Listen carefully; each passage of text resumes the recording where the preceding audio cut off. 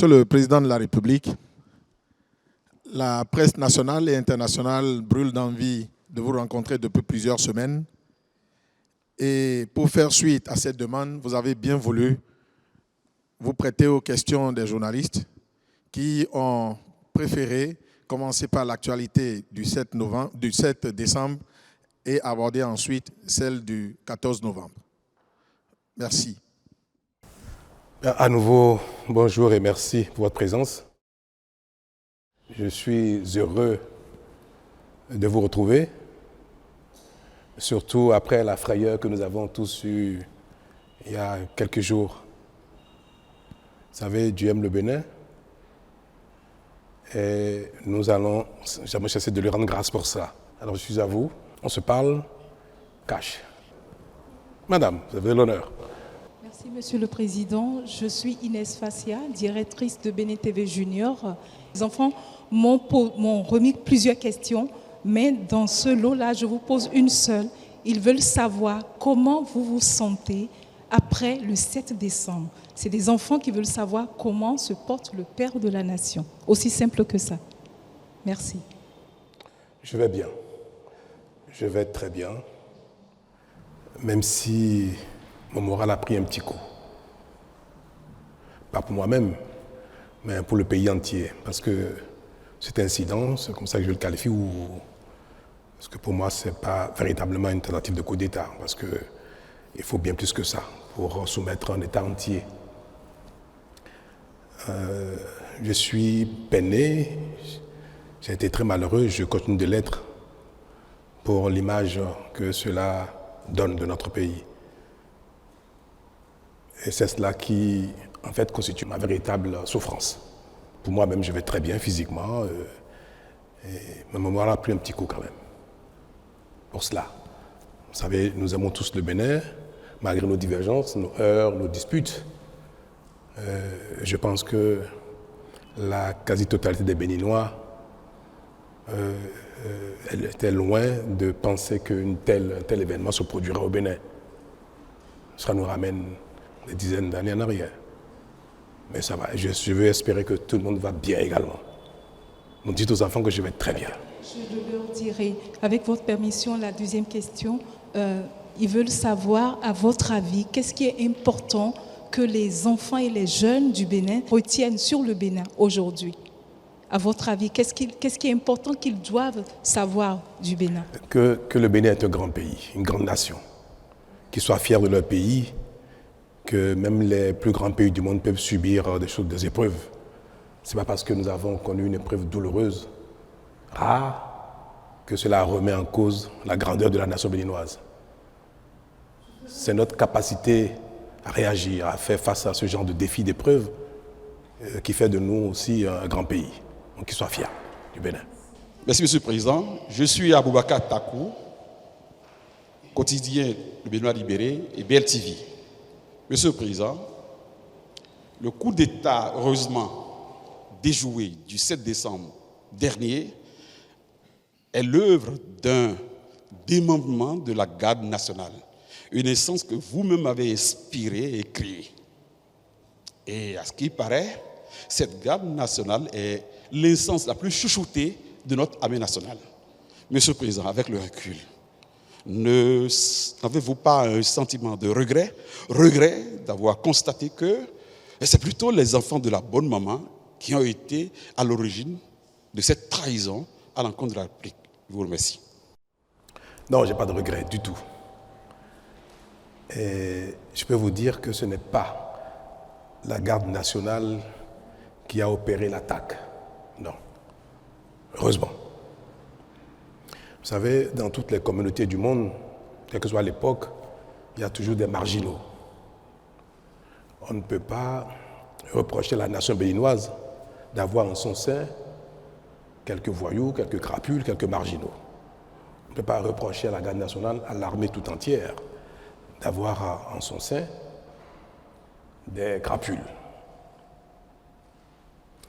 Alors, ce qui aurait peut-être permis de qualifier la garde nationale d'un corps en rébellion, c'est si nous avons pu avoir tout le commandement, ou une partie du commandement. ou du sous-commandement, ou bien une frange importante de l'unité. Mais ça n'a pas été le cas, heureusement. Et ceux qui ont opéré l'attaque n'étaient pas tous, sinon, dans leur grande majorité, ils ne relèvent pas de la garde nationale. Ce sont quelques soldats qui étaient en séjour dans le camp de Togbe pour des formations, pour des mises à niveau, assurées par quelques formateurs de la garde nationale. Et je peux vous confirmer que l'armée béninoise tout entière, et notamment la garde nationale, elles ont été extraordinaires. Elles ont, dans les premières minutes, confirmé leur allégeance à l'État, au chef supérieur des armées, à leurs autorités, et ont engagé immédiatement des hommes pour venir au secours de l'État, pour venir porter main forte au mater les voyous. Nous avons reçu un détachement de la garde nationale elle-même qui est à Dessa, à Lada, et un détachement également de la caserne de Ouida. Toutes les autres casernes ont appelé le chef d'état-major général, ont appelé le commandant de la garde républicaine pour demander la conduite à tenir. Savoir s'il faut engager toutes les casernes vers Cotonou pour protéger les institutions, protéger le palais, la résidence du chef de l'État, ou bien si l'incident était maîtrisé. En tout cas, toutes les casernes, tout le haut commandement, tout le sous-commandement a réagi dans les minutes qui ont suivi l'attaque. Et moi, ça m'a fait découvrir encore une fois que notre pays a franchi un palier. Vous savez, moi je n'appelle pas ça limite un coup d'État ou une tentative de coup d'État, c'est une attaque. Parce qu'un coup d'État, se saisir du pouvoir d'État requiert, certes, qu'il y ait une attaque du genre, mais qu'il y ait la possibilité que les différents corps d'armes se rallient. Qu'il y ait la possibilité que l'opinion publique, encore une bonne frange, se rallie. Que les institutions ou les principaux acteurs politiques se soumettent ou se rallient ou fassent allégeance. Mais nous n'avons observé rien de tout cela. Aucune caserne, aucun membre du haut commandement, du sous-commandement. Ils ont tous appelé, et je peux vous le dire, et je voudrais que vous en soyez fiers, ils ont tous appelé, et les voyous ont pris même eu l'outrecuidance d'appeler certains pour demander leur ralliement. Ils nous ont tout de suite informés de ces appels-là et ont exprimé leur attachement, leur loyauté à la République. Donc ce n'est pas la garde nationale, ce n'est même pas un démembrement de la garde nationale, ce n'est pas un commandement de la garde nationale, ni même un sous-commandement de la garde nationale. Je crois que nous devons garder notre fierté à l'égard de la garde nationale. Et le 1er août prochain, je serai parmi vous, dans le public ou une partie de la tribune, j'aurai le bonheur, le plaisir, l'honneur de me lever et de les applaudir. Parce qu'ils ont été extraordinaires. Une était ma volonté de limiter les dégâts. Quand ils ont fui de la télévision et se sont retranchés dans la caserne leur a été bombardée. Les renforts qui sont venus d'Alada, de la garde nationale, et de Ouida étaient en position de bombarder le camp de retrait, c'est-à-dire Togbe. Nous avons imaginé ce que ça aurait engendré comme dégâts humains, aussi bien dans la caserne que hors de la caserne. Parce qu'il y a eu beaucoup de jeunes soldats en formation qui n'étaient pas avec eux, mais qui ont embarqué. Vous avez dû le constater dans la vidéo qui a circulé à l'occasion de leur prise éphémère de la télévision. Et il disait, je crois, il n'est pas avec nous, bien suis-le, suis-le. C'était même ridicule. Une bonne partie des enfants, des jeunes qu'ils ont embarqués ne savent même pas pourquoi. Vous savez, dans l'armée, quand un chef vous dit « venez, il y a une opération », vous suivez, par discipline. Donc ils ont embarqué les enfants, les garçons, qui sont venus découvrir sur le site de quoi il s'agissait. Et beaucoup, d'ailleurs, leur ont échappé pour ne pas être mêlés à cette forfaiture. Alors, mes très chers, notez que l'armée béninoise et la garde nationale ont joué leur rôle et je continue de le garder, je continue d'être fier à leur égard. Monsieur le Président de la République, je suis Paul Danogbe du média en ligne Africarou. Aujourd'hui, dites-nous quelles sont les mesures qui ont été prises pour que les Béninois n'assistent plus à ces événements, à ces tristes événements. J'ai presque envie de dire que vous êtes le plus chanceux dans la sous-région. Quel est le secret du président Patrice Talon? Ben non, je n'ai pas de secret. C'est la nation entière qui, comme je viens de le dire, n'est plus à ce stade du tout. Le Bénin, j'aime bien le dire, c'est peut-être un peu prétentieux, mais le Bénin est déjà un autre pays dans notre sous-région. Et certes, il y a eu des failles, c'est vrai. Je manquerai de sincérité si je ne vous l'avoue pas. Nous étions peut-être un peu dans un excès d'assurance et de constat de la paix, de la tranquillité d'un pays dans lequel tout le monde, malgré nos difficultés, nos peines, nos heurts, nos divergences, on pensait que le Bénin était loin d'être sujet à une telle chose. Vous savez, si on prend les grands pays dans lesquels ce genre de choses ne sont plus envisageables, les pays d'Europe, développés, les États-Unis, Canada et consorts, ce n'est pas une telle idée qui manquerait à certains de leurs ressortissants. Il y a bien des gens qui se saisissent d'armes de guerre pour aller braquer une banque, pour aller braquer une bijouterie. Mais il ne reviendrait à personne dans un pays d'aller braquer l'Élysée ou bien la Maison-Blanche. Je suis certain qu'il y a plein de gens qui, se levant le matin, ont peut-être envie de devenir président des États-Unis ou président de la France par la force. Ça, on ne peut pas dire qu'aucun Français, aucun Américain, aucun Canadien, aucun Allemand n'est capable d'avoir une telle idée folle. Tous les hommes ne sont pas identiques, quel que soit le temps, quelle que soit l'époque, quel que soit le lieu, c'est pas pour dire toujours quelques marginaux. Autant, on peut prendre des armes pour aller braquer dans ces grands pays une banque, une bijouterie, autant, même si l'envie existe, personne ne ferait des braquer, comme je viens de dire, l'Élysée ou bien la Maison-Blanche. Pourquoi? Parce que si quelqu'un le fait, il est certain, 100% certain, que cela ne va pas prospérer. Qu'aucun corps d'armes ne suivrait.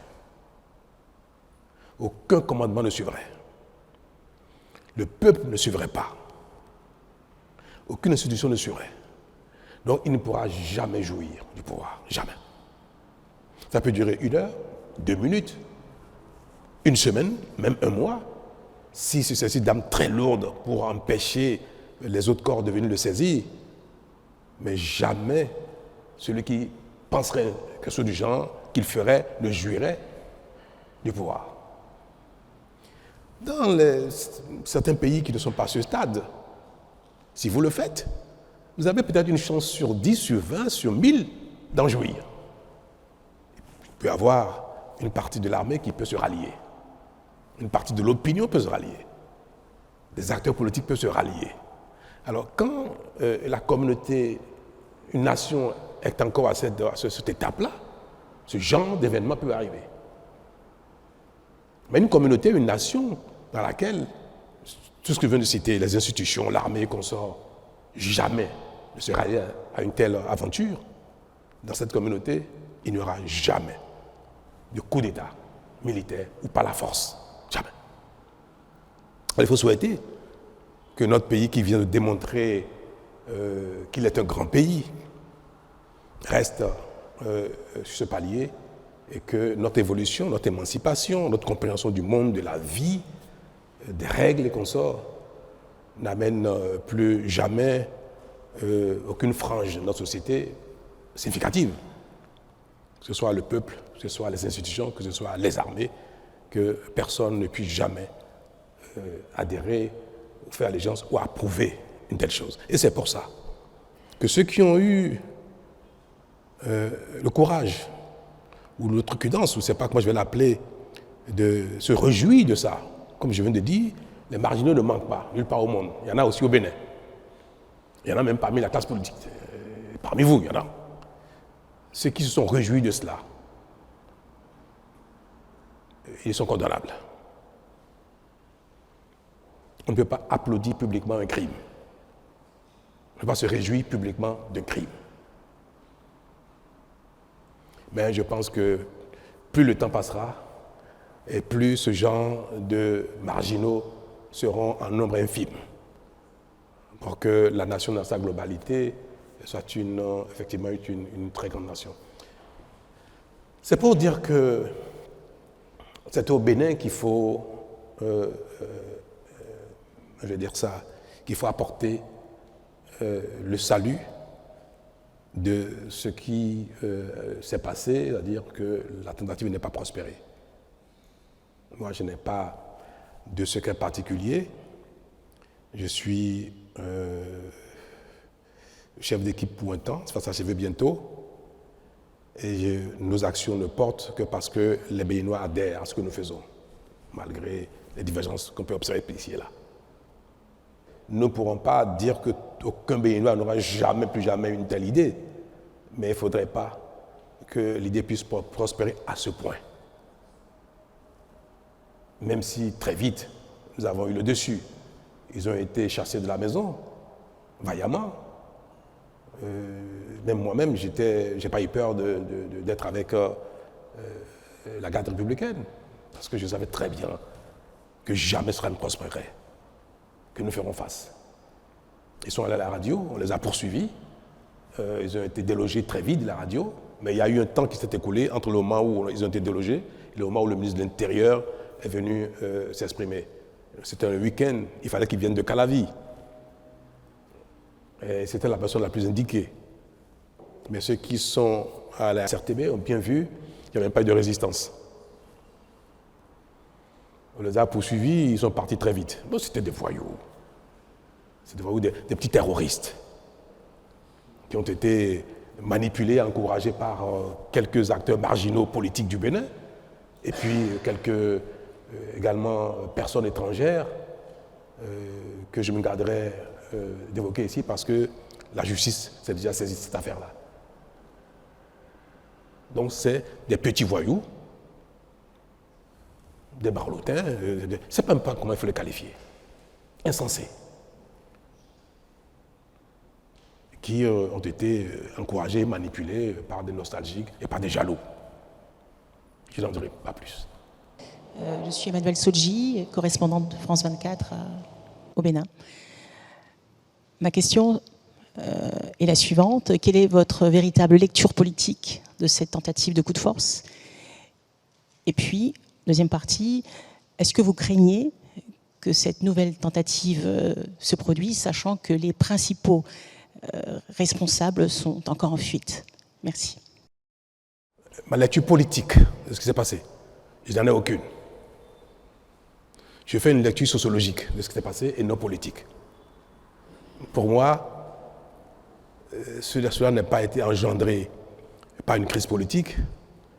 Cela ne pouvait pas déboucher sur une remise en cause de notre orientation politique. Non. Donc je ne tire aucune conséquence politique de cela. Le Bénin lui-même est garant de notre sécurité, de ce que personne ne peut plus s'emparer du pouvoir par la force. Ce sont ces choses-là qui sont essentiellement les garants de notre stabilité. Donc, si il n'y a pas d'assurance que la prise de pouvoir d'État par la force de cette manière ne peut se prospérer, je pense que c'est ce qui ne se reproduiront plus jamais. Nous venons de donner un exemple aux marginaux. Donc, pour moi, madame, cela ne se reproduira plus jamais, juste parce que les uns et les autres ont pu constater que le Bénin n'est plus à ce stade. Toutefois, comme je viens de vous le dire tout à l'heure, les mesures appropriées pour ne pas perturber la quiétude des Béninois seront prises pour que des intentions du genre ne puissent jamais s'exprimer, que ça reste dans la tête des marginaux et qu'ils ne passent jamais à l'acte, ou même s'ils le tentent, à la seconde d'après, que ça ne puisse prospérer. Gérard Goyon, je suis du journal L'événement précis. Le Parlement de la CEDEAO a pris une résolution condamnant l'attaque et faisant des recommandations tendant à engager un dialogue. Comment vous avez accueilli cela, M. le Président? Très bien, la CEDEAO est dans son rôle, c'est appréciable qu'un genre d'attaque soit condamné.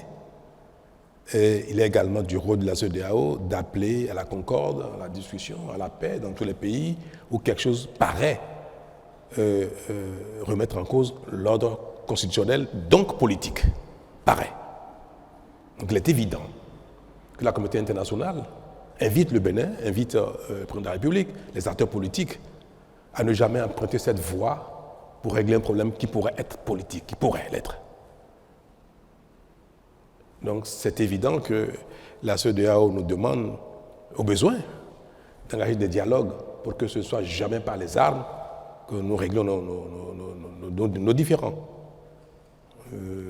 Ceux qui ont peut-être encouragé ces enfants, garçons, à faire une telle chose et qui ont peut-être des raisons politiques sont également concernés par ce genre de message.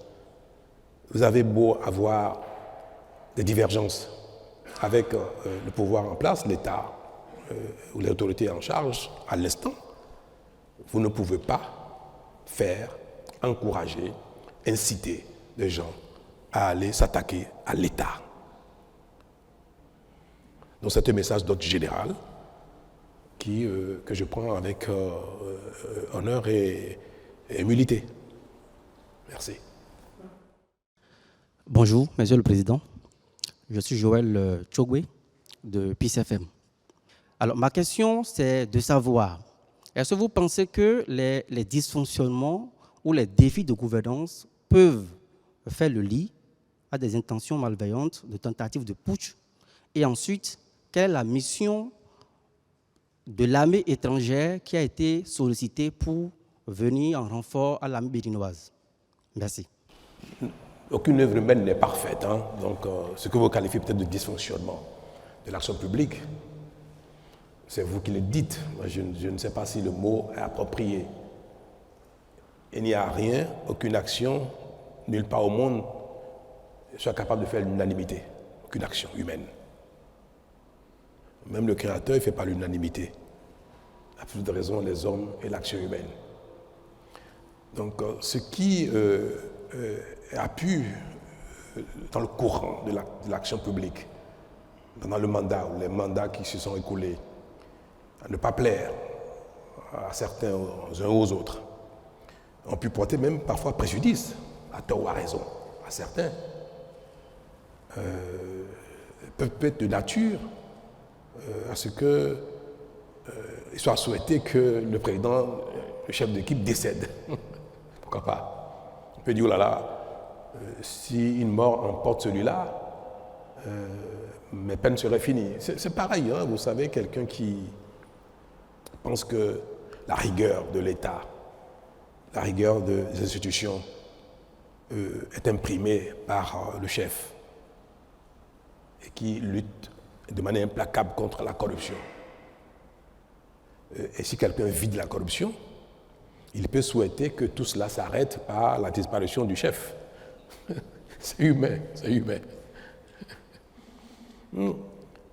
Donc pour moi, ce qui a pu se passer, même si des acteurs politiques que je qualifie de marginaux ont pu encourager les enfants, les garçons à le faire, je ne considère pas que cela est lié à une dérive de l'action publique, de l'État, dérive de l'autorité en charge de notre destin commun pendant l'instant actuel, que cela soit lié à un dysfonctionnement. Je ne sais pas ce qui serait ce dysfonctionnement-là, donc je ne fais pas cette lecture, comme je viens de le dire.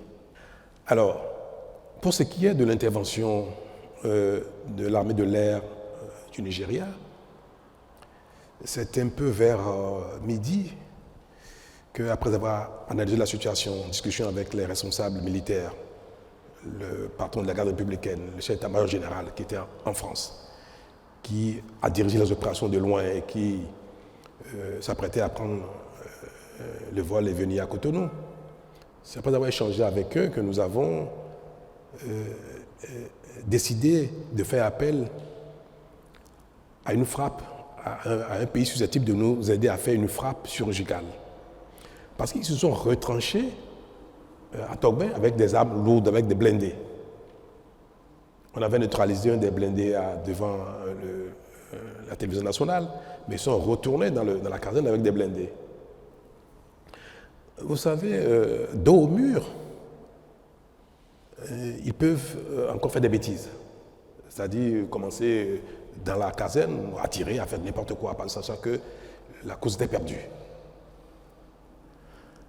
Nous avions nous aussi positionné des blindés non loin du camp pour les convaincre, résoudre à déposer les armes. Vous ne pouvez pas être certain que des gens qui ont fait une telle folie soient quelques minutes après capables de raison, dire bon, laisse tomber. Donc il se pourrait qu'il y ait des échanges qui feraient beaucoup de dégâts dans le quartier de Togbin. La base est au cœur de Togbin. Je ne peux pas être président de la République, c'est parce que j'ai été éprouvé il y a quelques minutes que je vais dire, peu importe les dégâts que ça va occasionner, peu importe les vies innocentes qui pourraient être perdues. Nous avons dit, il ne faut surtout pas que les affrontements entre l'armée loyaliste, l'armée tout court et ces voyous engendrent encore des pertes en vie humaine. On avait déjà perdu 2 personnes.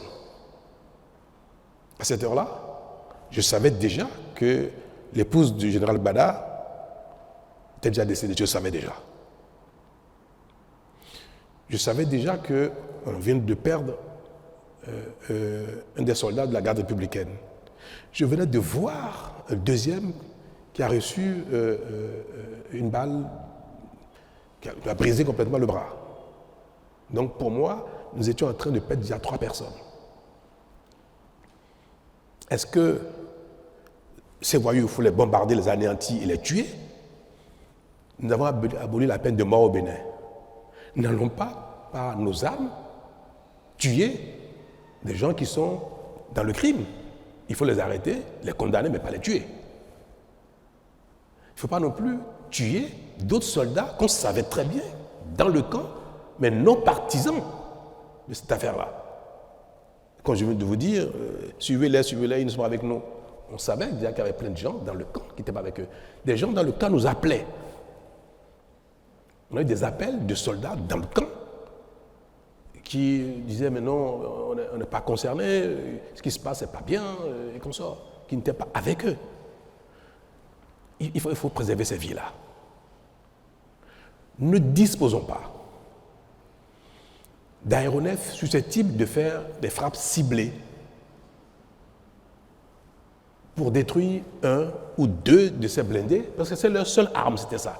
Ce sont des armes puissantes, en face desquelles il fallait déployer la même force de frappe. C'est vrai, nous étions en supériorité. Toute l'armée béninoise, avec une vingtaine de garçons, c'est vite fait. Mais il y aurait dans tous les cas, si on avait utilisé nos armes, il y aurait eu des dégâts. Il y a un type d'arme dont le Bénin ne dispose pas. C'est des aéronefs susceptibles, très haut, de faire une frappe millimétrée. Peut-être que les temps à venir, nous allons l'acquérir. Mais vous savez, nous venons de loin et nous consacrons nos ressources à nous assurer du minimum. Notre stratégie de lutte contre le terrorisme, de préservation de la sécurité intérieure du pays, requiert des acquisitions assez spécifique. Les terroristes n'utilisent pas des blindés. Nous ne pensons pas que le Bénin irait un jour en guerre contre les pays voisins. Si on a beaucoup d'argent, on achèterait tout et n'importe quoi. On n'a pas beaucoup d'argent. On achète ce qui est utile, important, impératif pour nous. Donc avoir des avions qui coûtent très cher, à l'achat, à l'entretien, à l'utilisation, pour tirer sur des blindés, autant le Nigeria peut disposer de cela, autant ce ne serait pas raisonnable que le Bénin investisse des centaines de milliards pour acheter de telles armes, même si l'utilisation peut s'avérer nécessaire à certains moments de la vie, comme vous venez de l'observer. Pour préserver Togben, le quartier et les vies humaines, il fallait faire appel à une telle arme pour neutraliser un ou deux blindés de tête afin qu'ils comprennent qu'ils sont totalement nus et qu'ils se rendent. Donc vers midi, nous avons décidé de solliciter le Nigeria. Nous savions, le commandement militaire béninois savait que nos amis nigérians disposaient de tel équipement. On leur a fait appel via la CEDEAO, via le président Tinubu lui-même en personne, et nous avons opéré les formalités nécessaires dans la journée pour que ce soit une intervention qui se fasse dans le cadre de la CEDEAO, normée, bien précis, et nous avons dit dans quel cadre nous voulons le faire, et nous avons rassuré même les Nigérians que cela éviterait beaucoup de pertes en vie humaine. Le président Tinubu a été rassuré de cela, parce que il ne faut pas, pour neutraliser une dizaine de gars, vingtaine, tuer des centaines d'autres. Donc c'est exclusivement à cet effet que nous avons sollicité les appareils qui sont venus opérer. Ils ont fait 2 frappes. Ça suffit pour que ce qu'on espérait s'est bien passé. C'est la débandade. Donc nous avons eu raison d'avoir fait ce choix-là. Le président du Nigeria a souhaité envoyer une troupe terrestre. Vous savez, quand vous êtes éprouvé, il est de bon ton de ne pas refuser l'aide, même si vous n'en avez pas besoin. Les règles de courtoisie requièrent cela. Vous êtes éprouvé, on vous dit, on va vous aider. On envoie des hommes. Même si on n'a pas besoin de ça, vous dites merci.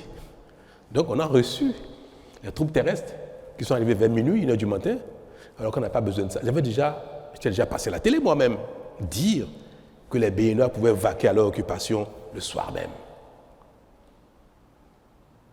Pourtant, l'armée nigériane est venue par voie de terre à minuit. Nous avons installé, ça montre que la coopération fonctionne bien une fois de plus. Tout cela montre bien que on peut toujours compter sur la coopération internationale si il y a besoin. Bonjour Monsieur le Président, Ozia Sounouveau de Bénin TV. Merci de nous avoir assuré sur le maintien et la préservation du pacte républicain qu'on salue aujourd'hui. Cependant, le pays a reçu un coup pour son image. Tigri et son escouade rapprochée sont toujours en fuite. Permettez d'insister sur la question d'Emmanuel Sodji. Est-ce que vous redoutez une nouvelle tentative et est-ce qu'on peut savoir où il se terre, si vous ne pouvez pas pour le moment nous parler des complicités du voisinage? Où est-ce qu'il se terre? Moi, je ne crains pas une récidive de la chose. Et même si ça devait se faire, soyez tranquille, peut-être personne ne le saura parce que ça n'ira pas à ce point-là. C'est vrai, ils sont en fuite et c'est vrai que nous voulions qu'ils déposent des armes, qu'ils se rendent. Et pour ne rien vous cacher, à un moment donné, nous avons eu Tigri au téléphone. Le patron de la garde républicaine lui a parlé au téléphone. Il lui a dit, garçon, c'est une folie ce que tu fais. Rends-toi, dépose des armes. Il a dit, ah non, il ne faut pas sous-estimer ma capacité de nuisance, c'est pas ce qu'il a dit. Non, mais nous voyons que vous voulez nous bombarder. J'espère, à un moment donné, ils étaient déjà dans la demande d'un apaisement eux-mêmes. Alors, quand le concerné montre déjà ses faiblesses, il dit, mais ne nous bombardez pas, Vous comprenez donc que nous ne pouvons pas aller plus loin.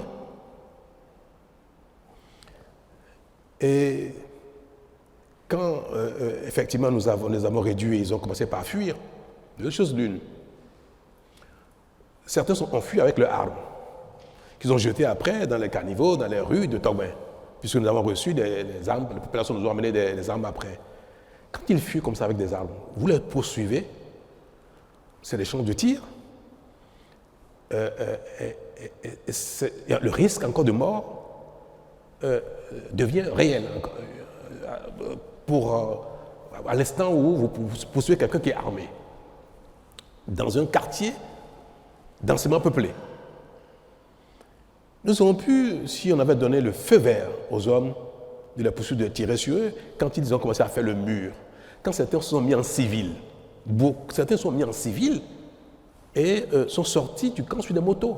Moi, j'ai donné les consignes de ne pas abattre qui que ce soit en fuite. Parce qu'il y a déjà eu un premier lot qui s'est enfui.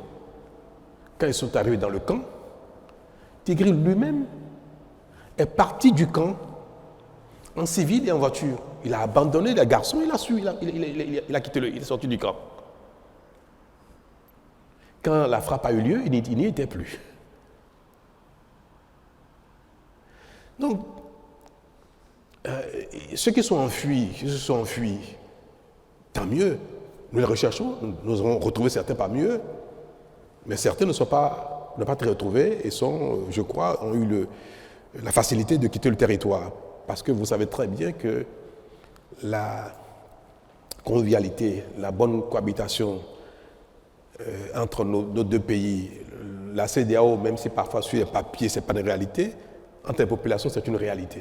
Les échanges sont libres, totalement libres entre les populations sur les frontières. Et il n'y a pas que les points de passage officiels qui permettent d'aller du Bénin au Nigeria, au Niger, au Burkina ou au Togo. Donc ils ont pu passer les frontières. Et nous avons lancé les mandats d'arrêt contre eux. Nous avons sollicité les pays concernés pour coopérer et nous les livrer. Je vais espérer qu'ils vont coopérer, qu'ils vont nous livrer ces voyous-là. Parce qu'il faut qu'ils en répondent. Mais je compte de vous dire, c'était moins de mal qu'ils se soient enfuis que les poursuivants. Nous fassions beaucoup de victimes dans Togben. Rachida Ousso de BIP Radio. Si vous me permettez, j'aimerais aborder le deuxième thème de cette conférence. J'aimerais évoquer la trêve politique. Est-ce que vous pouvez nous expliquer comment ça va marcher et est-ce que ça ne pose pas problème dans un pays démocratique? Merci. J'ai donc promulgué hier la loi portant révision de la Constitution. Et c'est vrai que dans les nouvelles dispositions, il y a, je vais le dire ça abusivement, l'instauration d'une trêve. Mais en fait, ce n'est pas nouveau, madame. Dans le dispositif politique électoral du Bénin, ça tout le monde le sait, la campagne électorale en vue du changement des équipes politiques, que ce soit exécutif parlementaire ou aux exécutifs locaux, la campagne électorale, dans les tests qui organisent les élections aujourd'hui, la campagne ne peut s'ouvrir que, je crois, c'est 2 semaines avant le scrutin. C'est ça, les textes existants. Donc, théoriquement, dans les règles, dans les tests qui organisent la compétition politique, on n'est en campagne électorale que 2 semaines avant les élections, avant les scrutins. Et si vous lisez les nouvelles dispositions de la Constitution, c'est tout ce qui a été dit. On dit que la critique par les acteurs politiques est permise, elle est autorisée, elle est même normale, elle est souhaitée. C'est dans la Constitution. Il faut que les acteurs politiques, notamment ceux qui ne sont pas en charge, puissent commenter, critiquer l'action de ceux qui sont en charge pour qu'il y ait amélioration, pour qu'il y ait des propositions alternatives, pour qu'il y ait des solutions. Parce qu'on ne peut pas dire que ceux qui sont en charge d'une fonction politique ont la science infuse et qu'à eux seuls, ils détiennent la vérité. Donc, le principe même de la critique de l'action publique est consacré dans la Constitution, dans les nouvelles dispositions, et de manière permanente. Il faut ne pas vous laisser entraîner par l'image des mots. Je dirais plutôt l'image, même pas leur contenu. Parce que le mot trêve paraît très fort. Mais dans son contenu, la trêve ne concerne pas la critique de l'action publique. Mais nous savons très bien que personne ne respecte les 2 semaines de campagne que prescrivent nos lois. Et c'est pour ça que nous avons voulu mettre le doigt là-dessus, utiliser un mot fort pour interpeller les consciences, pour dire qu'on ne peut pas être en campagne toute l'année, tout un mandat durant. Un président qui est élu un jour J pour 5 ans, pour 7 ans bientôt, pour peut-être 10 ans, peut-être on ne sait jamais, ou peut-être pour 2 ans ou 3 ans. Nous sommes dans un modèle d'élection générale. Quand un système un régime est mis en place qui concerne l'ensemble des diverses fonctions politiques, parlementaires, exécutives ou locales, il ne faut pas qu'aussitôt après les élections, la campagne redémarre pour les élections qui auront lieu 5 ans après. Et c'est ça qui a été redit de manière plus forte dans la disposition qui prescrit qu'on ne peut pas faire campagne tout le temps. Et nous avons même élargi la période de campagne. On permet même que la campagne ait lieu, au lieu de 15 jours avant les élections, elle ait lieu même 1 an avant les élections. On allait plus loin que ce qui existait.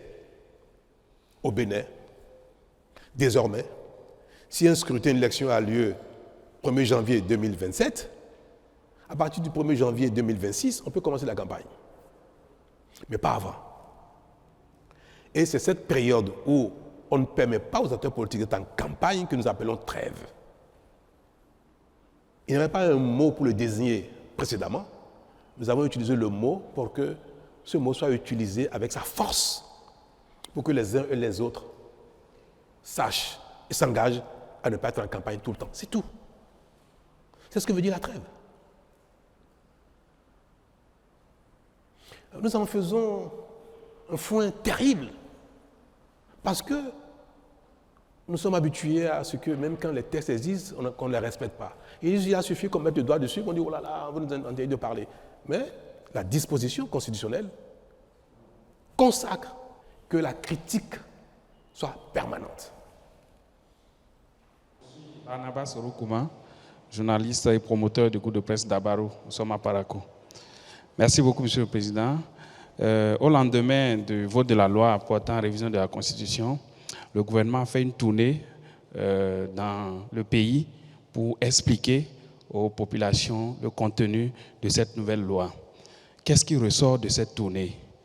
Est-ce que ce sont les rapports qui vous ont été faits qui ont permis à ce que plus tard vous promulguez finalement cette loi? Je vous remercie. Moi, j'ai été consulté par les partis politiques. Cette loi qui a été votée n'a pas été votée dans mon dos. Je vais vous le dire. J'ai été consulté et le ministre de la Justice a participé au débat. Et nous avons fait des amendements. Donc, ce qui a été voté était parfaitement en phase avec notre vision. Et je change beaucoup avec les partis politiques qui appuient l'action gouvernementale. Je n'exerce pas la fonction tout seul. Je suis en concertation permanente avec les partis politiques qui nous accompagnent. Et d'ailleurs, des lois à caractère politique ne peuvent pas être votées sans qu'il n'y ait quand même une certaine discussion, convergence de point de vue entre les acteurs politiques qui soutiennent l'action du président et lui-même. Donc, je ne vais pas me dérober sur la question, j'ai été bien informé et j'ai participé à sa rédaction. J'ai même fait des suggestions d'amendements. Vous savez, les dispositions de la révision de la Constitution sont quelque chose de sensible. Vous me direz pourquoi on n'a pas fait ça avant. Et moi, je vais vous dire une chose. Et ça me caractérise, même si tout le monde le sait déjà. C'est quoi le rôle d'un leader? C'est quoi le rôle d'un leader? Un leader politique, un leader religieux, un leader social, un leader d'une cause donnée. C'est quoi son rôle? C'est de réfléchir à ce qu'il faut et de le partager, certes, avec sa cible, ses concitoyens, quand il s'agit de leaders politiques, mais aussi c'est surtout d'oser proposer des solutions aux problèmes qui se posent à la communauté. Donc un leader, ce qu'on attend d'un leader, ce n'est pas simplement tout le temps d'aller recueillir ce que veut la communauté pour mettre en œuvre, point barre. Mais sinon, quel est notre rôle? Quelle est la compétence? Quelle est l'énergie? Quel est le savoir-faire? Quelle expérience nous mettons au service de nos concitoyens si nous ne pouvons rien leur proposer? J'estime qu'il est de notre devoir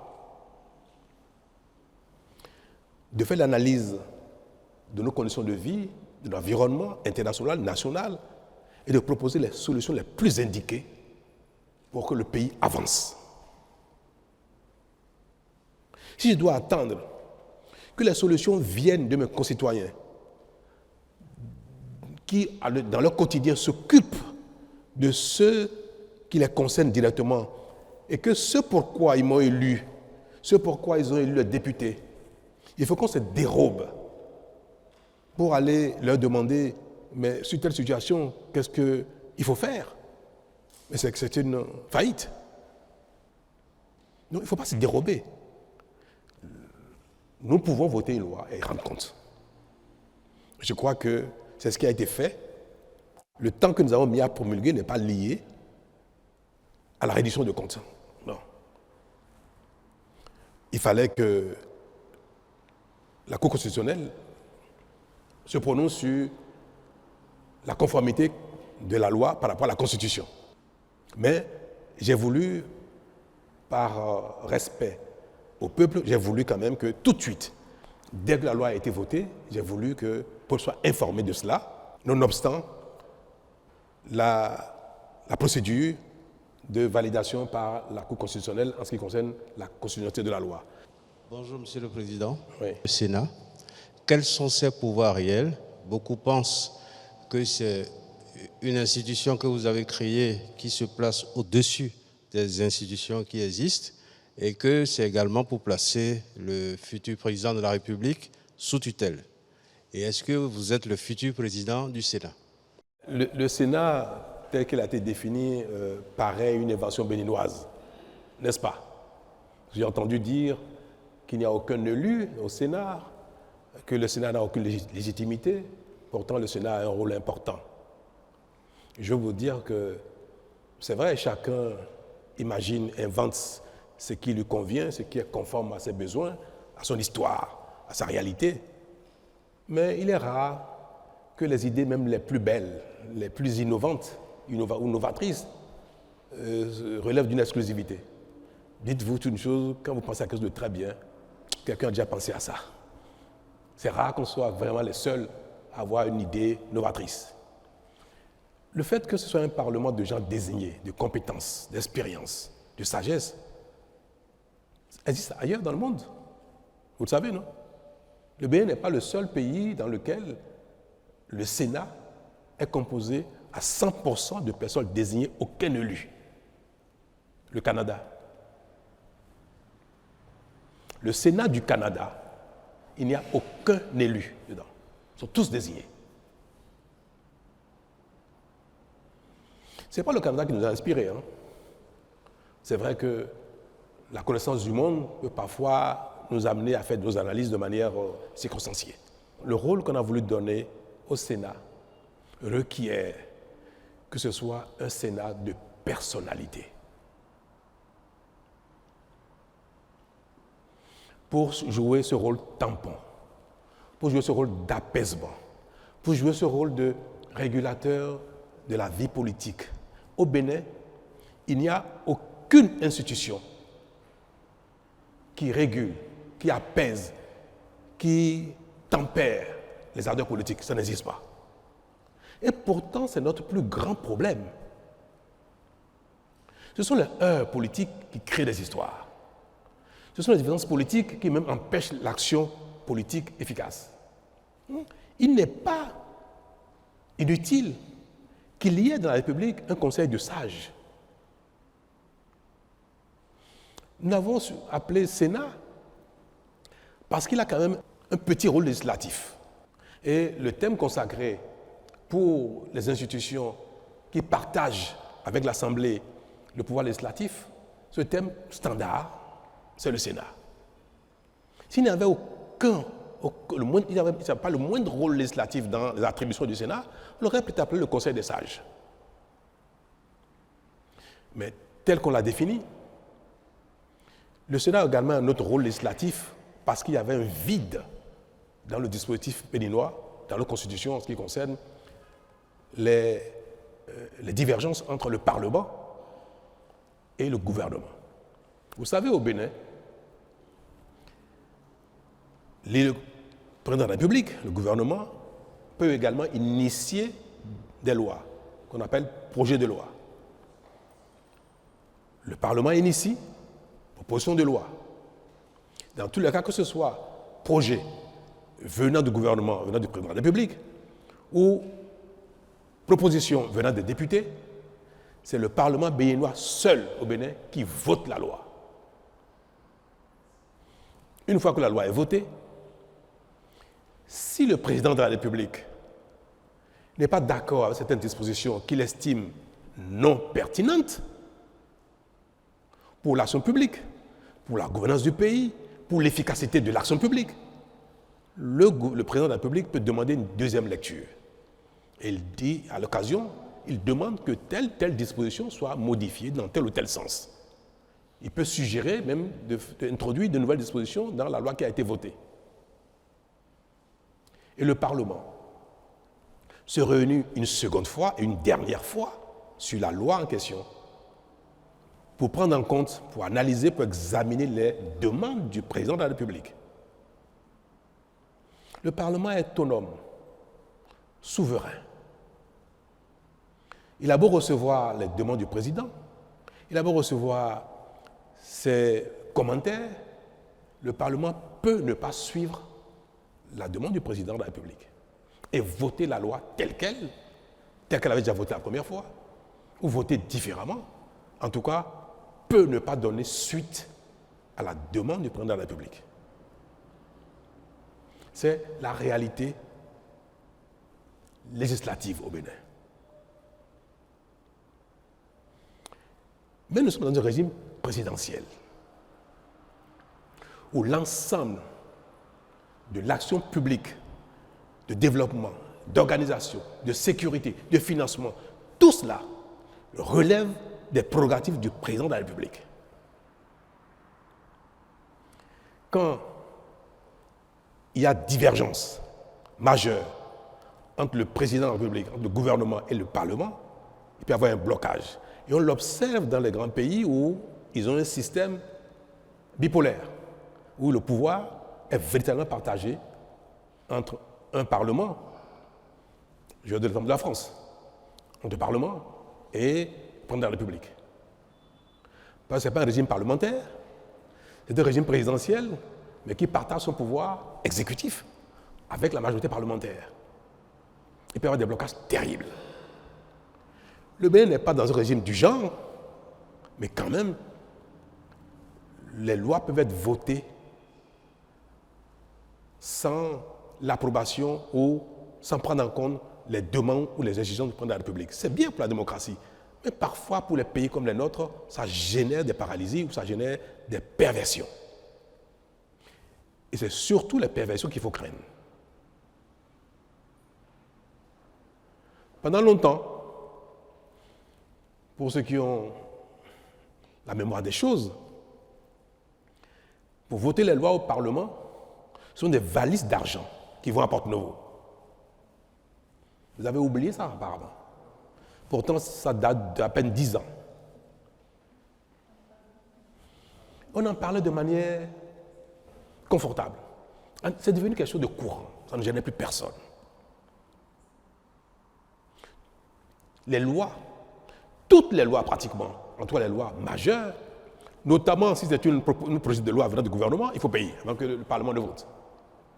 C'est une proposition de loi dans laquelle le président ou le gouvernement a un intérêt particulier sur une disposition particulière. Elle a beau être pertinente, s'il ne paye pas, ce ne sera pas voté. Les valises d'argent circulaient entre Cotonou et Porto-Novo. Tout le monde le savait, ça. Et ça nous convenait bien.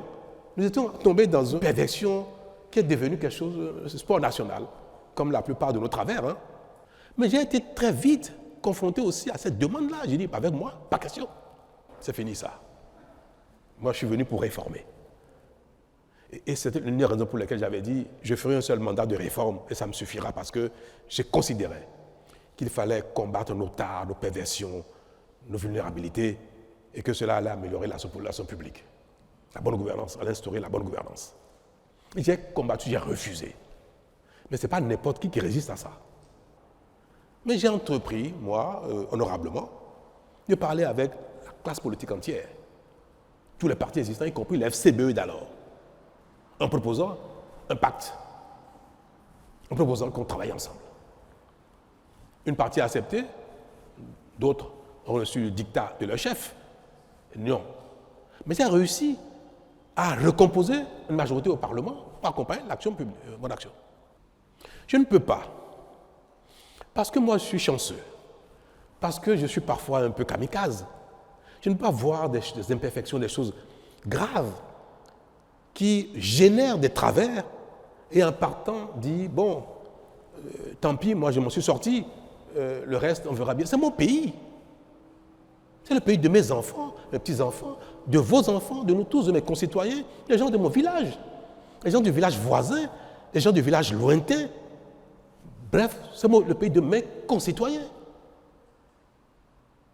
Et si Dieu me donne une longue vie, je serai béni encore peut-être pendant quelques années et je vais subir la gouvernance de mon pays. Donc, je ne peux pas voir quelque chose mérite d'être corrigé, quelque chose est une faiblesse, une tare, une perversion, et laisser ça ainsi. C'est pour ça qu'on a suggéré qu'il y ait un organe qui soit capable d'arbitrer entre le président de la République et le Parlement en cas de blocage, au cas où une loi serait votée par le Parlement. Le président de la République demande une deuxième lecture. Le Parlement ne tient pas compte de la demande du président. Donc, il y a deux positions. Et cela peut être une loi importante. C'est vrai que les lois de finances, la Constitution a prévu les voies et moyens pour contourner les blocages. Mais il y a plein d'autres lois qui sont d'importance pour la République et qui parfois font l'objet donc de blocages entre le Parlement et le gouvernement. Nous avons dit qu'il peut y avoir un conseil de sages, de sachants, les gens qui ont été au Parlement, qui ont été dans la fonction, qui ont été à la Cour constitutionnelle, sont des personnalités diverses qui peuvent examiner la demande du président, la loi votée par le Parlement et dire le Parlement a raison, le président de la République a tort, ou bien le président de la République a raison, c'est le Parlement qui a tort.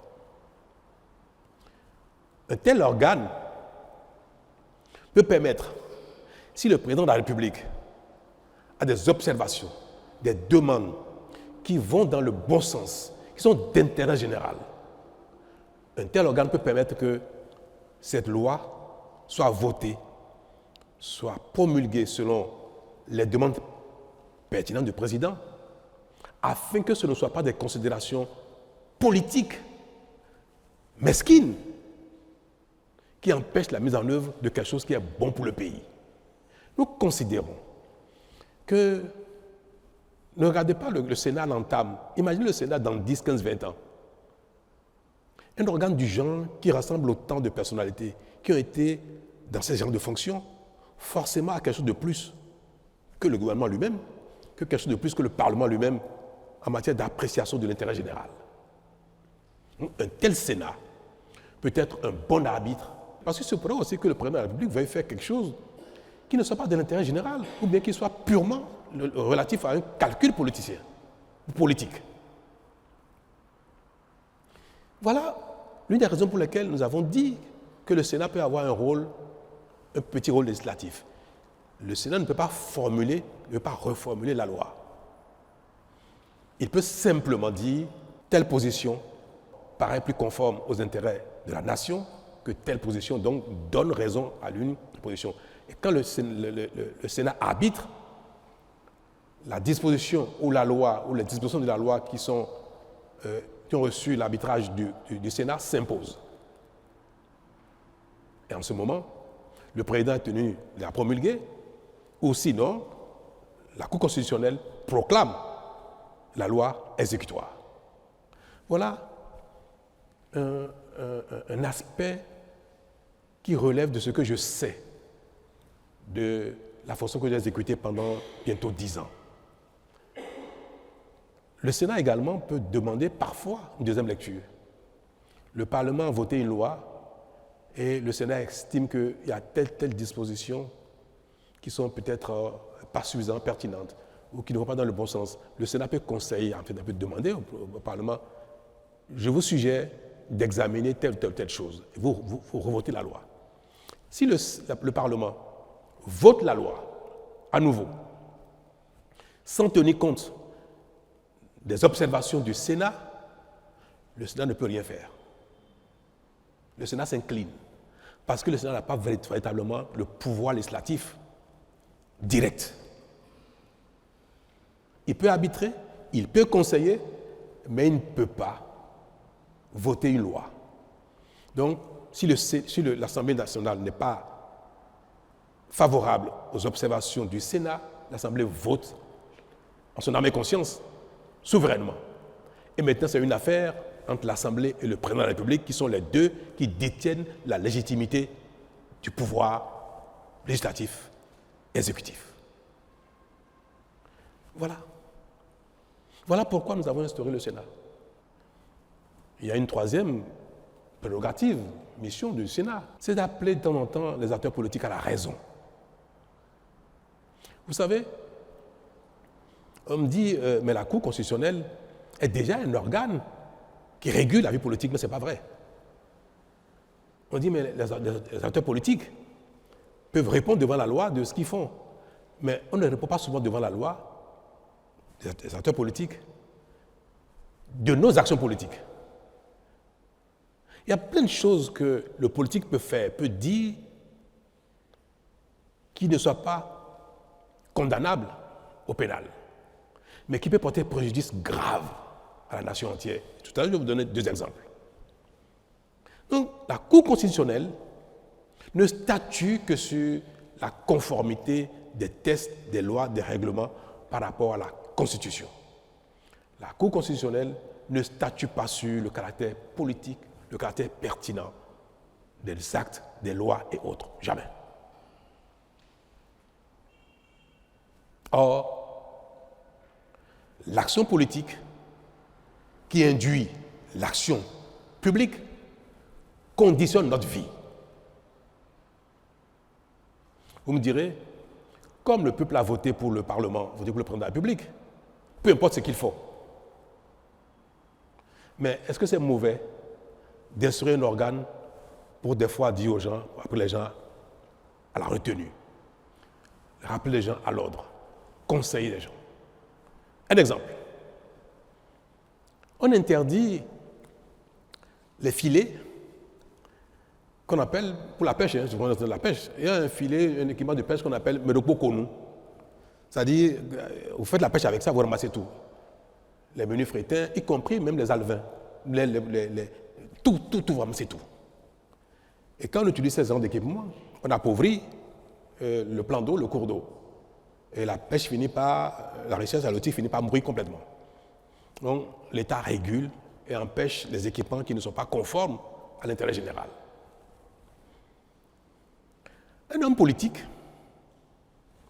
conseiller communal, député, ministre, non, parce qu'en général, les règles en un moment sont fixées par le gouvernement et un ministre fait ça, il va être démis tout de suite.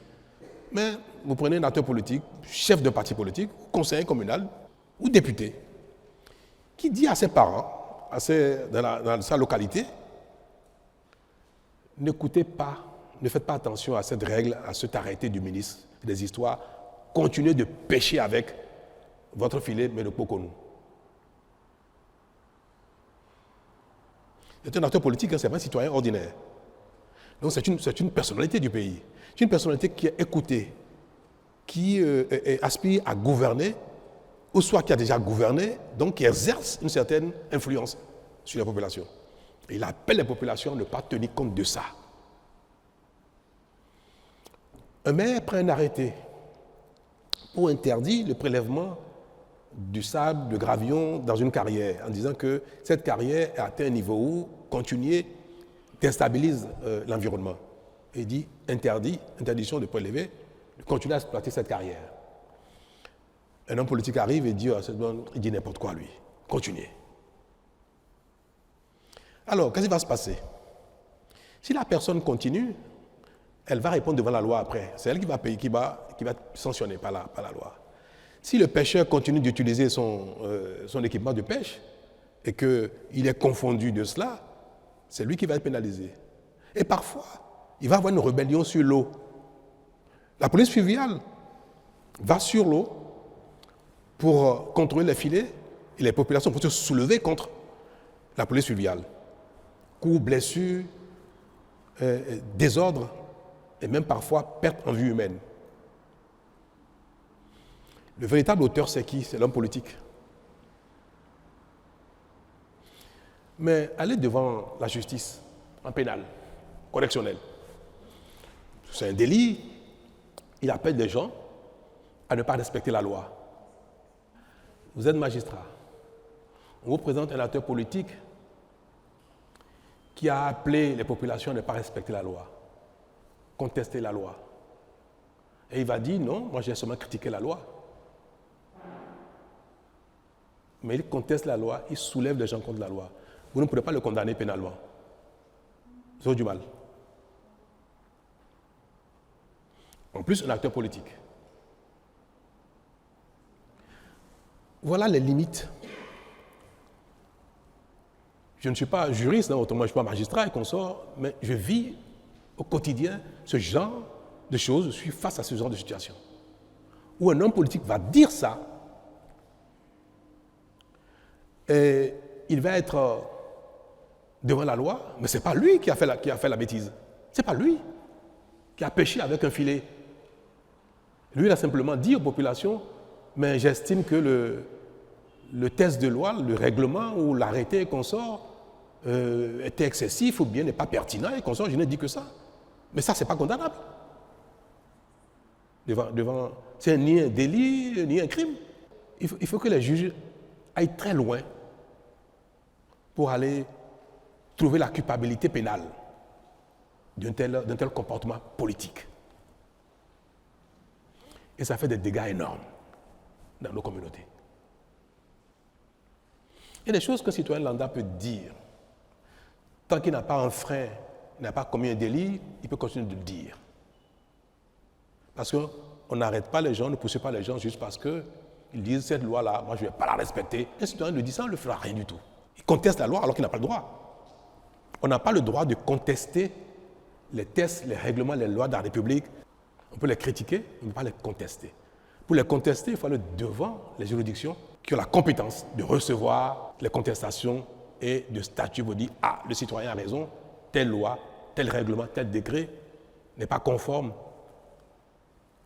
à l'ensemble du dispositif positif légal de notre pays. » Mais en dehors de la contestation devant la juridiction, théoriquement, personne n'a le droit de contester l'autorité de la loi, des règlements, dès lors qu'ils sont en vigueur. Donc, que les citoyens, même si on ne doit pas le faire, qu'ils contestent l'autorité de la loi et des règlements, on ne peut pas mettre les gens en prison pour ça. Mais qu'un acteur politique, une personnalité politique, qui a de l'influence, qui aspire à gouverner, qui a même déjà gouverné, fasse de telles choses, Ce n'est pas pénalement qu'il faut régler ça, il faut régler ça politiquement, il faut l'appeler à la raison. Il faut qu'il y ait parfois, un observatoire pour dire tel ou tel, ce que vous faites pour un politique, pour un chef de parti, pour un ministre, pour un député, pour un conseiller communal, ce n'est pas bien parce que vous remettez en cause l'ordre global. Le Sénat a aussi ce rôle-là, de pouvoir interpeller les acteurs politiques sur des choses qui sont contraires à l'intérêt général, qui sont contraires à la sécurité, qui sont contraires à la paix. Quand un homme politique dit « Moi, je vais appeler les miens, ils vont venir si vous allez vous affronter sur le terrain. » D'un homme politique, ce n'est pas bien. Mais est-ce que vous allez le poursuivre en pénal pour ça? Parce qu'il a dit « Je vais appeler les miens, ils vont venir s'affronter. » Non. Ce n'est pas tout qui est pénal. Il faut éviter aussi d'amener les acteurs politiques systématiquement devant la loi parce que ça crée trop de problèmes. Ce qui n'est pas convenable politiquement. Il faut qu'il y ait un organe pour leur dire « ce n'est pas bien ce que vous faites. Ne faites plus ça, ne dites plus ça. » Et si là, les personnes refusent, récidivent, vont jusqu'à demander qu'il y ait un coup d'État, vont jusqu'à demander à ce qu'il y ait la guerre civile, vont jusqu'à demander que les populations s'affrontent. Là, on peut dire, ah non, là, vous exagérez. On peut prononcer même une sanction politique contre ces personnes-là. C'est tout. Nous mettons en place dans notre pays des dispositions qui accompagnent notre dynamique de développement, la compétition politique, l'activité politique, comme dans tous les autres domaines où, quand on est dans un métier, il y a des codes de déontologie, il y a des lois, des règlements qui les organisent, qui sanctionnent. Il n'y a qu'en politique où aucun test, aucun règlement, aucune institution n'appelle à recadrer l'activité politique, l'action politique ou les propos politiques. Ça n'existe pas au Bénin. C'est le seul métier. On peut faire ce qu'on veut et il n'y a personne qui peut vous rappeler à l'ordre. Si vous êtes médecin, infirmier, artisan, policier, je ne sais pas quoi, zémédien et consorts, votre activité est réglementée. L'activité politique, non. Vous faites ce que vous voulez. Vous pouvez appeler les gens à se tuer. À la limite, on ne vous dira rien. Est-ce que c'est un tort de proposer qu'il y ait un conseil de sages qui appelle les uns et les autres à la raison pour que nous vivions plus en harmonie et que l'action politique publique soit efficace et non chaque fois objet de conflits, de guerre. Voilà, mesdames et messieurs, l'intérêt du Sénat. Je pense qu'il serait bien que nul ne se dérobe. Que nul ne se dérobe. Que toutes les personnes qui ont servi ce Bénin, ce pays, qui ont une certaine personnalité, une certaine expérience, une certaine notoriété, acceptent, pendant qu'ils sont encore un peu vigoureux, d'être dans ce conseil de sages. Moi, je ne vais pas me dérober. Et j'espère que personne ne se dérobera. Personne. Ce n'est pas très contraignant d'être dans ce conseil, dans ce Sénat, pour donner son opinion, pour apprécier ce que font les uns les autres, pour conseiller et pour apaiser, pour servir de tampon. Non. Donc, je pense, je vais l'espérer, que toutes les personnes visées vont accepter de siéger au Sénat, y compris moi-même. Monsieur le Président, je suis Éric Guédénon de Canal 3 Télévision. Alors, la loi que vous avez promulguée, il y a la question des mandats. Oui, c'est vrai qu'on ne doute plus de votre volonté de faire jouer le Bénin dans la Cour des grandes nations. Cependant, aucun grand pays démocratique majeur n'a instauré 7 ans. Pourquoi le Bénin a fait l'option de 7 ans? Le Bénin aspire à être dans la catégorie des grands pays. Les grands pays font 5 ans et le Bénin fait 7 ans. C'est comme si nous on recule, on se met dans la catégorie des pays qui...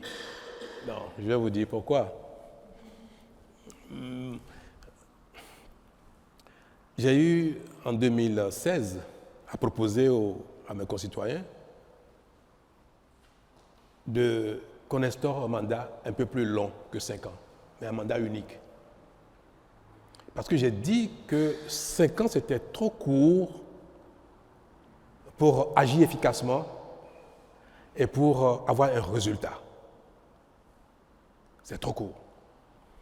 Mais j'ai dit que la quête d'un second mandat pervertit l'action courante. Parce qu'on a les yeux rivés sur le second mandat et on est un peu même populiste. C'est pour ça que j'ai proposé les deux choses. Rallonger le mandat pour avoir un temps plus long pour l'efficacité de l'action publique, mais un seul mandat pour ne pas être conditionné par le besoin de renouvellement. 10 ans après, ayant été dans la charge, je peux vous dire que je suis plus que jamais convaincu que 5 ans, c'est trop court. Surtout, si ce n'est pas un mandat unique. C'est un paradoxe, hein, ça paraît. Surtout si ce n'est pas un mandat unique, 5 ans est trop court. Parce que celui qui est élu pour un premier mandat, s'il est un homme politique, il voudrait forcément un second mandat. La vocation politique ne s'exprime pas seulement pour exercer la charge de la fonction une seule fois. Et vous le savez tout très bien, la plupart des acteurs politiques qui postulent pour être président de la République, ils voudraient bien faire le nombre de mandats qu'il faut, 2, 3 ou 4 si possible. Donc le fait de vouloir un second mandat requiert que le premier ait un bilan. Si vous faites un premier mandat qui n'a pas de bilan, vous ne pouvez pas solliciter de vos concitoyens de vous reconduire dans la charge. Mais comment on fait pour avoir un bilan visible au bout de 5 ans? On ne fait que des choses visibles en apparence, mais qui manquent souvent de profondeur, de qualité. Une telle situation pousse les gouvernants, le président de la République, les régimes, dans la précipitation. Et tout ce qui est fait est bâclé. Sans études, sans compte expertise, sans donner le temps qu'il faut aux entreprises pour exercer, quand c'est des travaux, c'est une réforme, tout ce qui relève de l'action publique est fait de la précipitation.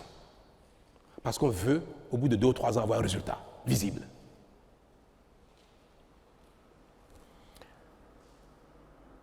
Les pays qui font 4 ans, les grands pays, 4 ans, 5 ans, c'est des pays dans lesquels tout est déjà fait. On va prendre l'exemple des États-Unis qui font 4 ans. L'exemple de la France qui est passé de 7 ans en 5 ans. Mais quand vous écoutez les attentes des populations aux États-Unis, en Allemagne, en Italie, en France, c'est quoi l'attente des populations? Quelle est leur demande face aux acteurs politiques? Quand vous écoutez l'offre politique des acteurs politiques italiens, espagnols, français, canadiens, américains, quand vous écoutez leur offre politique, de quoi ils parlent? Vous n'entendrez jamais les populations françaises, américaines ou italiennes demander de l'eau à leurs acteurs politiques. Il nous faut de l'eau, jamais. Qui a déjà entendu ça une fois dans les réclamations des populations en France ou aux États-Unis? Jamais. Vous n'entendez jamais demander de l'électricité. Ils ne demandent jamais la route. Ils ne demandent jamais les hôpitaux. Ils ne demandent jamais les écoles. Même pas les universités. Peut-être des centres de recherche. Pourquoi? Parce que l'eau, ils l'ont déjà depuis longtemps. La route, ils l'ont depuis longtemps. L'électricité, les gens naissent avec ça, ils ne s'imaginent pas que ce soit un bien particulier. C'est une banalité. Vous n'entendez pas les gens dire, dans ma région, je veux une université. Les gens ne demandent pas ça.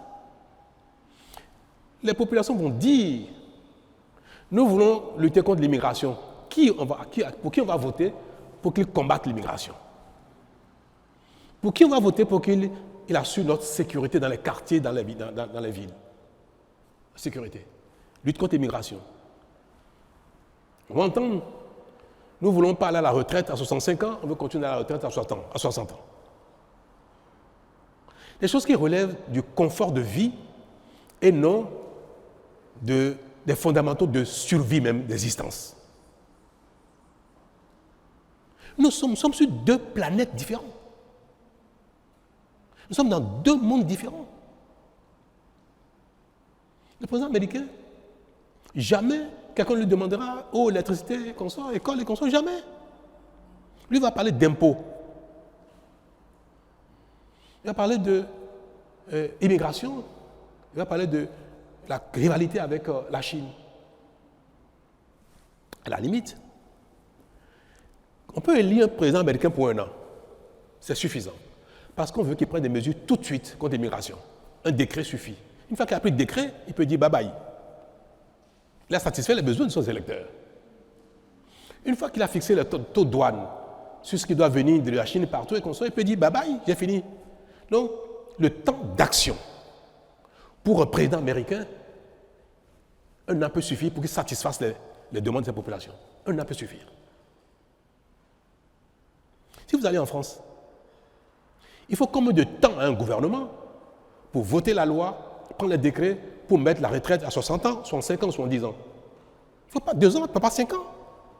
Il faut combien de temps pour prendre un texte pour modifier les conditions d'immigration en France? Pas du temps. Alors, nous imitons des gens qui n'ont pas du tout le même problème que nous. Alors que pour construire des routes, quand vous voulez, on attend de vous, dans chaque localité, qu'il y ait des routes dans chaque localité.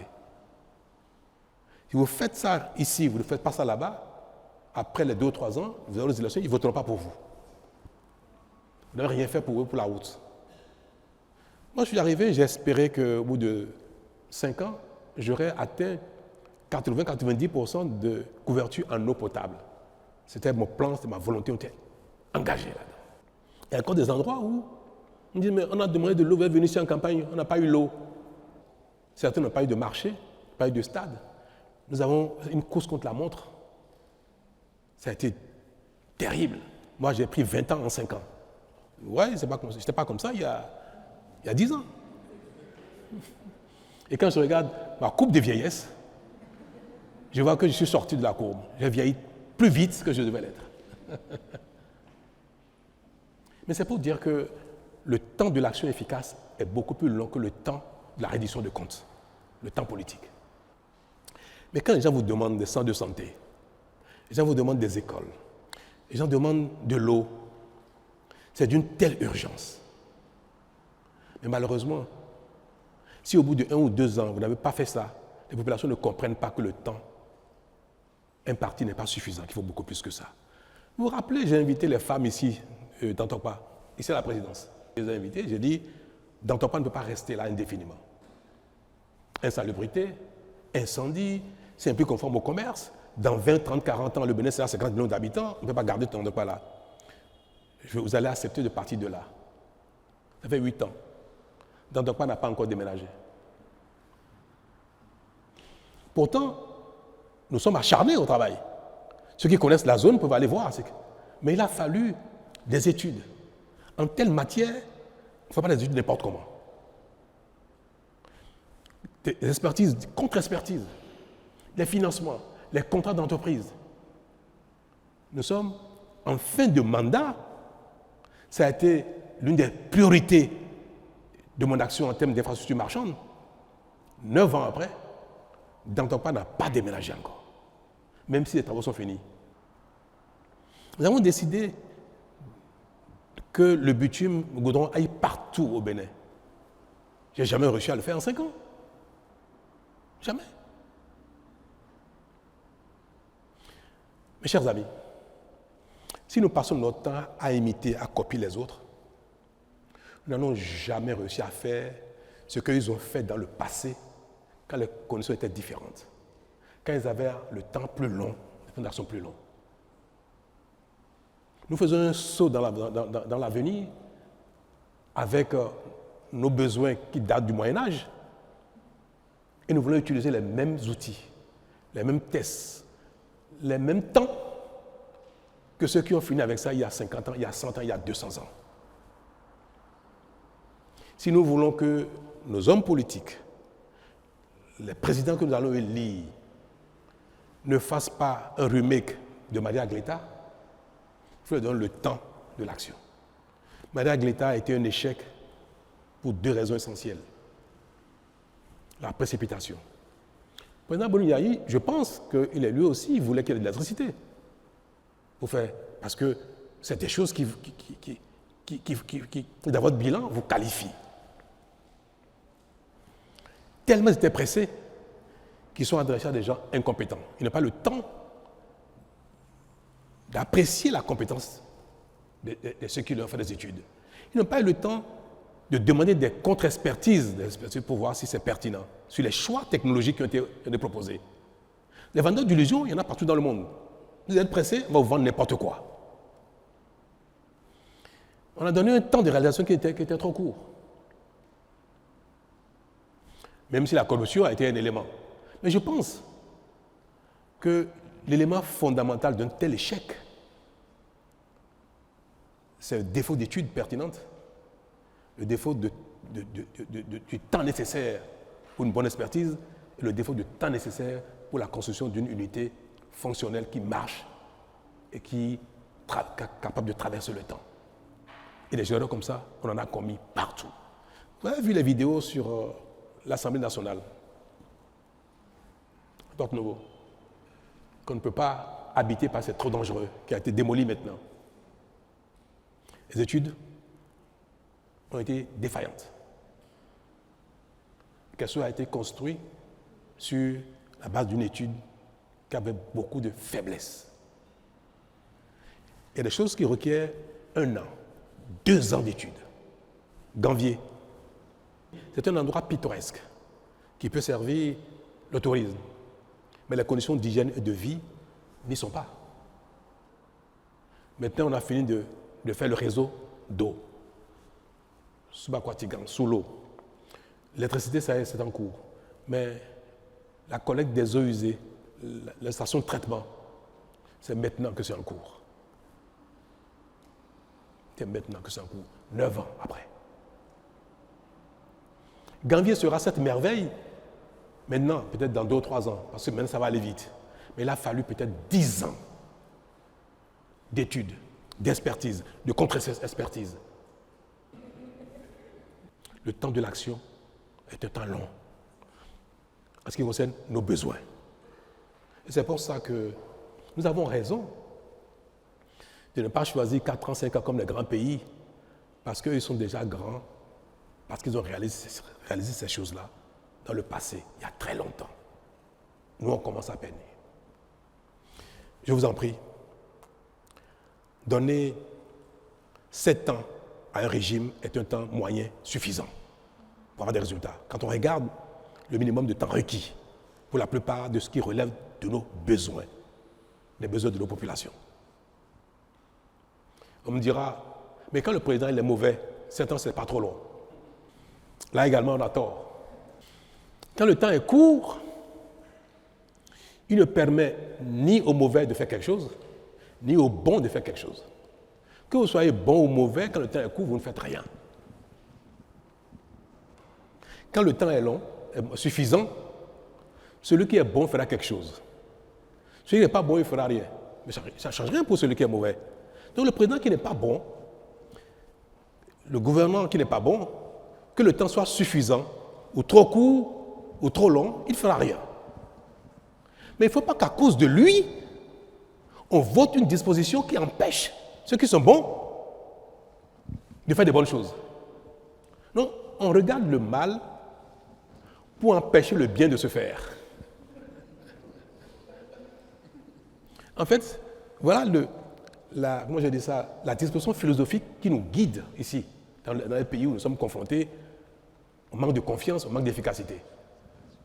Comme peu de gens sont bons, alors on met en place des dispositions qui empêchent tout le monde d'être bon. C'est le paradoxe du humain.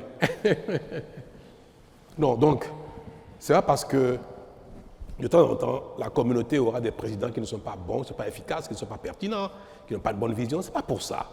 qu'il faut considérer que jamais il n'y aura de bons présidents et en conséquence, on met des tests en place qui ne donneront jamais la possibilité à quelqu'un de bien inspiré de faire des choses pour satisfaire nos besoins. Voilà pourquoi j'ai estimé que partant de la fonction, j'estime que ce que je peux faire de bien pour mon pays, c'est de relever tout ce que j'ai pu constater pendant mes 2 mandats, tout ce que j'ai pu analyser. Mais quand même, j'ai parfois l'esprit assez critique. Je parviens à observer. Donc, mais tout ce qu'il faut comme solution pour transformer l'essai, pour que le Bénin aille plus loin, plus vite, plus efficacement, plus durablement pour les temps à venir, je me suis permis de dire, voilà, de ce que j'ai pu observer, ce qui nous permettra de transformer l'essai. Ne pas avoir été dans cette fonction pendant 10 ans et partir sans laisser quelques indications pour ceux qui vont nous succéder. Ce n'était pas à mon profit. Ce sera au profit de personne, ce sera au profit du Bénin. Merci, Monsieur le Président. Agapit Maforikan de la télévision privée commerciale Télé Bénin.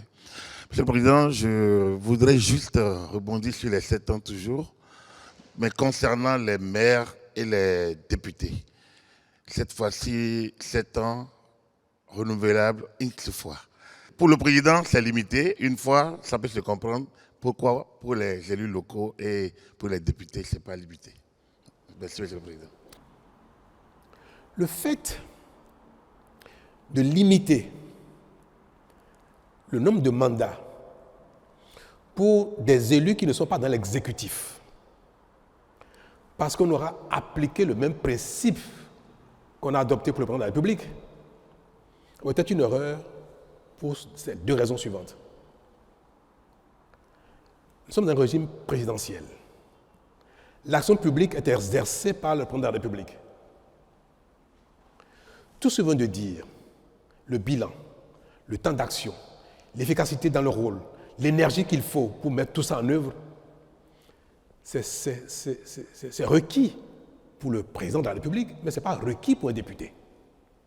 Est-ce qu'on est d'accord? Donc nous sommes en fait dans 2 champs différents de compétences, 2 champs d'exigence, 2 champs de disponibilité différents.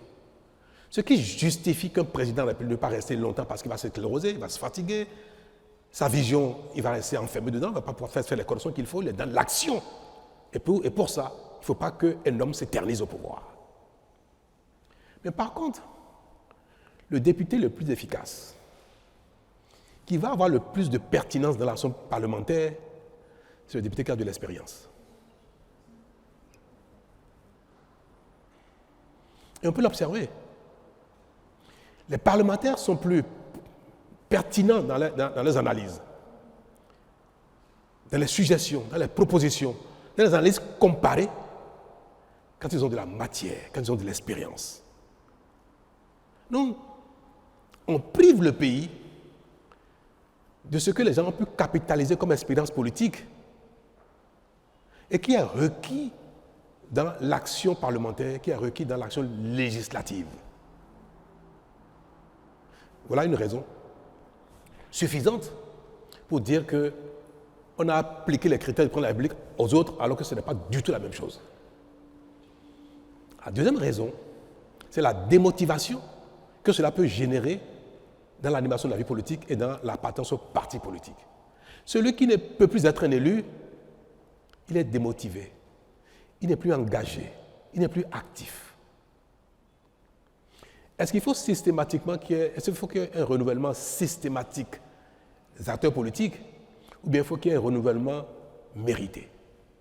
Est-ce que c'est parce que d'autres attendent qu'il faut nécessairement dire ceux qui ont déjà été acteurs politiques quitter la scène que les autres montrent? C'est une façon d'amener, de faire la promotion, non pas par le mérite politique, mais pas simplement le principe de renouvellement systématique. Ce n'est pas en toute chose dans la vie que le renouvellement systématique est un bienfait, est pertinent. Il y a bien de domaines dans la vie où il ne faut pas renouveler les gens de manière systématique. Un médecin qui a capté de l'expérience, vous dites qu'il est trop vieux, dès que quelqu'un sort de l'école, il faut qu'il le remplace. Si on fait ça, on va tuer la qualité de la médecine. Vous direz que comparaison n'est pas raison. Mais je peux vous dire que si on veut que les partis politiques se renforcent, restent dans la durée, concourent à la stabilité politique, concourent à la continuité de l'action publique, il faut que ce soit les populations qui décident pour qui ils vont voter. Il faut que ce soit les partis politiques qui décident de qui va monter de rang, de cran, de palier en raison de son intelligence, de son génie, de son engagement, de son militantisme et de ses mérites, au lieu de rendre cela systématique. On a fait une erreur. J'estime que celui qui est bien né doit pouvoir corriger ses erreurs sans qu'on ne lui répète 2 fois. Merci, Monsieur le Président de la République. Franck Aounon de Canal 3. Alors, je voudrais savoir quel est le contenu de la critique qui est consacrée par la Constitution. Qu'est-ce qu'on y met concrètement? Merci. On n'y met rien du tout. La critique, c'est la critique.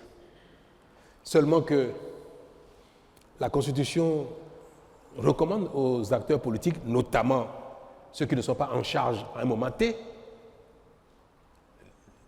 leur recommande qu'en critiquant, de proposer des solutions.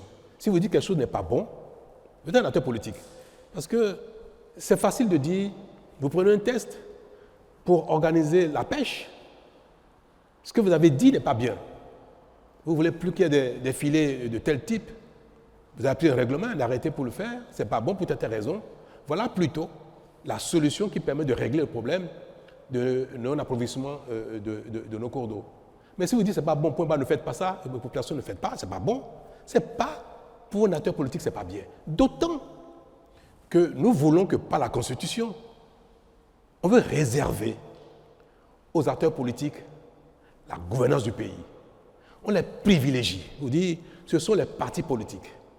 Ce sont ceux qui ont un parcours politique qui vont gouverner le pays. Alors, si on leur donne ce privilège, il faut aussi qu'on leur dise quels sont les contreparties qu'il va avoir. Critiquer, mais proposer.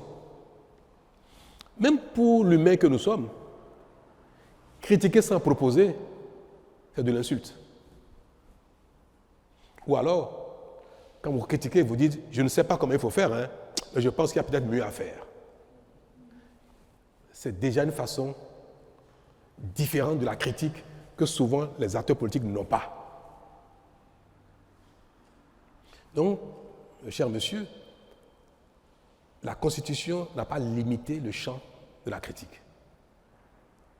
Elle recommande simplement aux acteurs politiques qu'ils puissent de temps en temps faire des propositions quand ils trouvent que quelque chose n'est pas bien. Et recommande également à l'exécutif de mettre en place un cadre de concertation avec les acteurs politiques d'opposition pour que ceux-ci n'aient pas que la rue, n'aient pas que les médias pour leur proposer des alternatives à leur choix d'action publique. Donc, la Constitution a recommandé 2 choses. À celui qui est dans l'exécutif, de créer un cadre de concertation, et recommande que celui qui n'est pas dans la charge, de pouvoir faire des propositions concrètes quand il estime que l'action n'est pas bonne, mais la critique, elle est libre. Et pour les politiques, et pour les citoyens simples. Merci.